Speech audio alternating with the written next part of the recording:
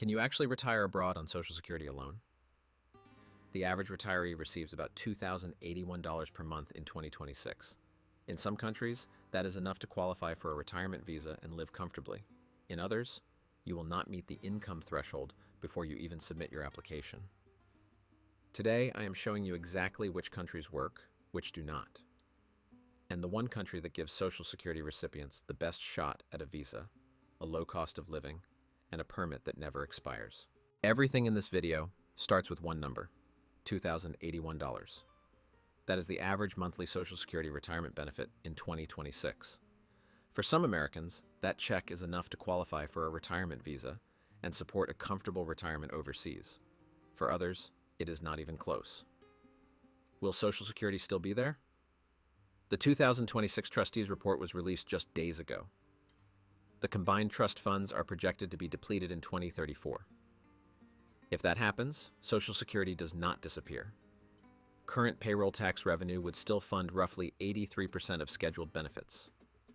Congress has stepped in every time the system has reached a critical point since 1983. But the reality is straightforward. Future retirees should not build their plans around benefits increasing indefinitely. That is one reason more Americans are exploring countries where their Social Security dollars go further. And this is where things get interesting. A monthly benefit of $2,081 may feel limiting in the United States. But in some countries, it is enough to meet visa requirements, cover daily expenses, and support a comfortable retirement. Let us look at the numbers. Before we compare countries, there is one critical fact many Americans do not realize. According to the Social Security Administration, U.S. citizens can generally continue receiving their Social Security retirement benefits while living abroad, provided they remain eligible. That includes every country in today's comparison: Portugal, Spain, Mexico, Costa Rica, and Panama. In other words, the check does not stop when you move overseas. The real question is not whether Social Security follows you. The real question is whether your monthly benefit is enough to satisfy visa requirements and support the lifestyle you want in the country you choose. Let us start with Portugal. Portugal's D7 visa requires approximately €920 per month in passive income, about $1,022 at current exchange rates. The average Social Security benefit of $2,081 exceeds that requirement by more than $1,000 per month. For the average American retiree, Portugal's D7 remains within reach using Social Security alone. Next is Costa Rica. Costa Rica's Pensionado visa requires a minimum lifetime pension income of $1,000 per month. Social Security qualifies directly. The average Social Security benefit is more than double the required amount. But now we get to the country that surprised me the most while researching this episode: Panama. Panama's Jubilado Pensionado permit also requires just $1,000 per month in pension income. Because Panama uses the US dollar, there is no currency conversion to worry about. The average Social Security benefit of $2,081 easily qualifies. But the income requirement is not what makes Panama stand out. What makes Panama different is what happens after approval. Most retirement abroad videos never mention this. According to Panama's National Immigration Service, the Jubilado permit is indefinite and does not require renewal. Think about that for a moment. Portugal's D7 requires renewal. Spain's non-lucrative visa requires renewal. Panama's permit does not. You apply once, you are approved, and the permit remains valid indefinitely. For a retiree planning a 20 or 30-year retirement abroad, that matters. Now for the countries that fall short. And honestly, this is where the results become surprising. Two of the most popular retirement destinations for Americans require significantly more income than the average Social Security benefit. Let us start with Spain. Spain's non-lucrative visa requires approximately €2,400 per month in 2026, about $2,667. The average Social Security benefit of $2,081 falls roughly $586 short. For most Americans relying on Social Security alone, Spain requires an additional source of income. Now, let us look at Mexico. This is where many retirees are surprised. Mexico is often presented as one of the most affordable retirement destinations in the world. But affordability and visa qualification are not the same thing. Mexico's temporary resident visa currently requires approximately $4,393 in monthly income. The alternative is maintaining roughly $73,215 in qualifying savings over a 12-month period. The average Social Security benefit of $2,081 falls more than $2,300 below the income requirement. That is not a rounding error. That is a $2,300 gap. Think about that. Mexico has the highest income threshold of any country in today's comparison. So the pattern is actually the opposite of what many people expect. Portugal, often viewed as complicated and difficult, remains accessible on Social Security alone. Mexico, often marketed as the easiest retirement destination, has the highest financial barrier to entry. The data tells a very different story than much of the popular retirement abroad content online. But visa qualification is only part of the story. Meeting the minimum requirement does not automatically mean your Social Security check will support the lifestyle you are hoping for. If you are researching retirement abroad and want information sourced directly from government agencies, immigration authorities, and official data, not internet rumors, subscribe to Next Chapter Abroad. New episodes every week. So what if your Social Security benefit is not enough for the country you want? It does not automatically take that country off the table. First, combine Social Security with other income sources.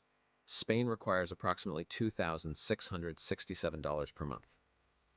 If you are receiving the average Social Security benefit of $2,081, you are only about $586 short.